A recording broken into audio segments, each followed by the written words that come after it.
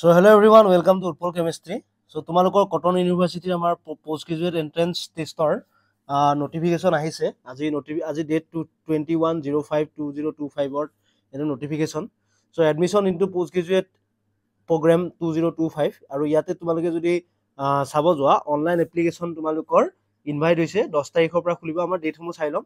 So' master of আৰ্টছত তোমালোকৰ seat আছে 614 regular আৰু মাষ্টাৰ অফ সায়েন্সত গোটেই ডিপাৰ্টমেণ্ট মিলি 282টা চিট আছে।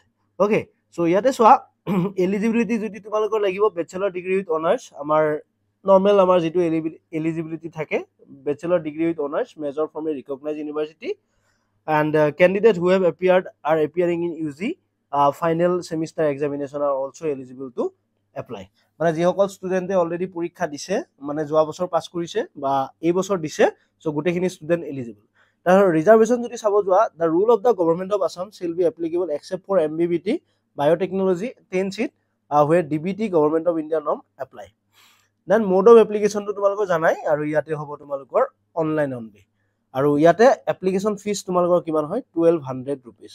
Okay, application fees 1200 rupees। আৰু গেপ চাৰ্টিফিকেট তোমালোকে কেতিয়া দিব লাগিব, মোৰ দেন যদি 3 বছৰ তোমালোকৰ গেপ হয় তেতিয়া তোমালোকে দিব লাগিব। আৰু LLMত তোমালোকৰ এইটো এপ্লিকেবল নহ'ব।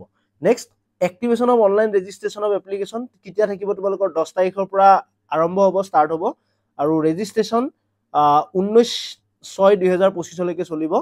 আৰু submission of completed online application form and payment 20 তাৰিখৰ ভিতৰত, মানে 10 তাৰিখৰ পৰা ষ্টাৰ্ট হ'ব, 19 তাৰিখলৈকে চলিব। দেন 20 তাৰিখলৈকে তোমালোকে পে'মেণ্ট গোটেইখিনি কৰিব পাৰিবা।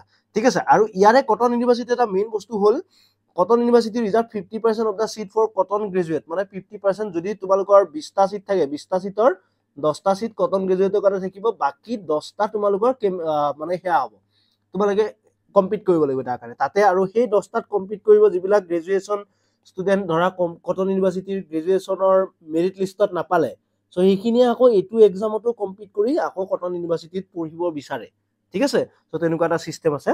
চ' অ'কে, দেন চোৱা CGPA score is required for a Cotton graduate candidate. এইটো জাৰ্ণালিজিমৰ কাৰণে তোমালোকৰ এইটো টেনশ্যন নাই। আমাৰ বিশেষকৈ আমি মাষ্টাৰ ডিগ্ৰী যিখিনি ষ্টুডেণ্ট সেইখিনিৰ কাৰণে কোৱা গৈছে। আৰু পৰীক্ষাৰ ডেটসমূহ এতিয়ালৈকে নটিফিকেশ্যন অহা নাই, কিন্তু ষ্টিল আমি এই পৰীক্ষাৰ ডেটটো এৰাউণ্ড যিটো আমাৰ জুন থাকিব, জুনৰ হয়তো লাষ্টত 30 মানত অৰ আদাৰৱাইজ আমি যোৱা বছৰ জুলাইত আমি একচেপ্ট কৰিব পাৰোঁ, মানে সেয়া কৰিব পাৰোঁ, এক্সপেক্ট কৰিব পাৰোঁ। চ' তোমালোকৰ এইটো হ'ল গোটেই নটিফিকেশ্যন আমাৰ এটা সূক্ষ্ম আইডিয়া এটা, গোটেইখিনি তোমালোকে চাব পাৰিবা। ঠিক আছে। আৰু লগতে ইয়াতে এটা কথা কোৱা, আমাৰ যিটো উৎপল কেমিষ্ট্ৰি টেষ্ট চিৰিজসমূহ আহি আছে, টেষ্ট চিৰিজসমূহ তোমালোকৰ 24ৰ পৰা চলিব। তেজপুৰ ইউনিভাৰ্চিটি, দেন GU আৰু কটনৰো আহি গ'ল, ডিব্ৰুগড়ৰো আহি গৈছে। চ' তোমালোকে জইন কৰিব পাৰিবা। ঠিক আছে। চ' থেংক ইউ ছ'